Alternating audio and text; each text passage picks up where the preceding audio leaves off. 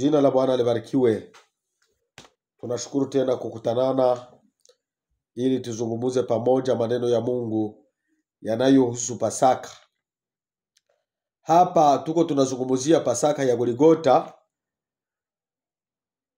kwa sababu tulisema kuna Pasaka tatu.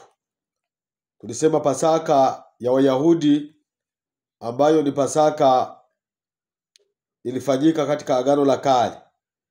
Tukasema Pasaka ya Yesu Kristo ambayo wanafunzi waliweza kuisherekea wakati anafanya meza pamoja na wao. Na kuna Pasaka ya Golgotha ambayo Yesu anateswa, anasulubiwa ili apate kukomboa mwanadamu. Jina la Bwana libarikiwe sana. Tufungue Biblia ili tuzungumuze maneno ya Mungu. Tunasoma katika Injili ya Yesu Kristo kama ilivyoandikwa na Mathayo sura ya 27 na verse ya 45. Biblia inasema, basi toka saa 6 giza lilikuwa juu ya nchi yote hata saa 9. Na karibu na saa 9 Yesu akapaza sauti kubwa akisema, Eloi Eloi lama sabakthani, maana yake Mungu wangu, kwani umeniacha? Na wengine wao waliosimama pale wakati waliposikia wakasema, mtu huyu anamuita Eliya. Amen.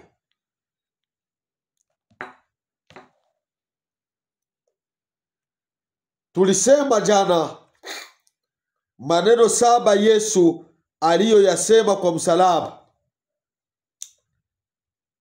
Na leo tuko tunazungumuza kazi 8 Yesu alizozifanya kwa giza la saa 3, yaani tangu saa 6 hadi saa 9, kazi 8 ambazo Yesu aliweza kuzifanya.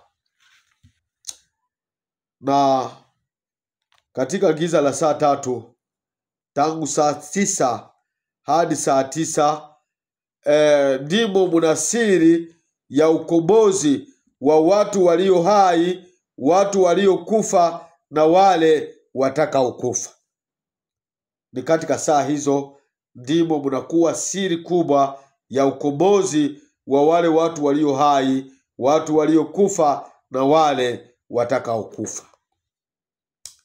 Hii giza ya saa 3 ilimaanisha ya kwamba Yesu atafufuka.